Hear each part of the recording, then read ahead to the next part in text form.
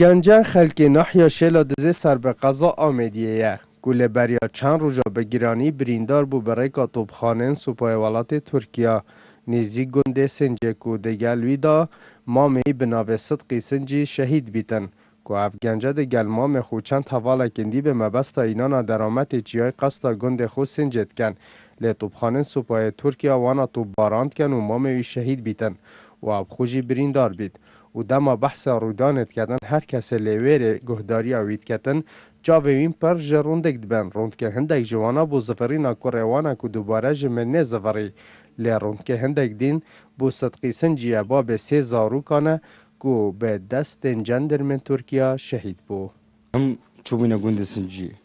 گنده مایا هم چند حوالا جبوی و قصفه همی جور سلاح دان اما توپا همی جور سلاح دان اما دیودا من گازی مو خود کرد عندي ازبي صدقي جابو من نودادم دیودا صحتي ما بين خدا چانطوية الويرين صحتي ما رخي خو يدي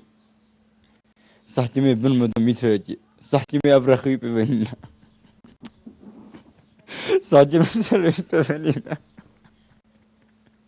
بیارجی او گنجه دی بو که به همه رویدان بریندار بید. دما دنگوباس بریندار بونا حواله و شهید بونا صدقی دگهیتایی اکثر قصدا جیاد که جبو اینانا لاش صدقی و حواله خو یه بریندار. لی دما دگهیتا جه رویدانه او جی به گله جندرمه ترکیه بریندار بیدن و سرارای بریندار بونای داخاز لحکومت هرما کردستان اتکتن.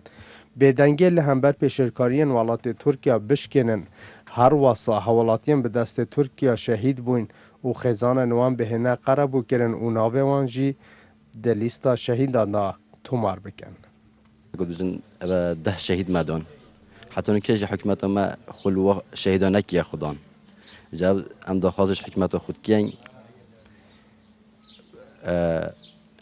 خلب کتا خودان اگه چنه بید دا عیلو قدوزن بی ابدی نبیش حکمت ما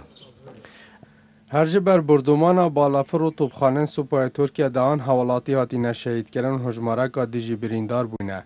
لیتانا حکومت هرما کردستان قرابویوان حوالاتیان نده و چی گرینگیجی به خیزان شهیدان و نه به برینداران نده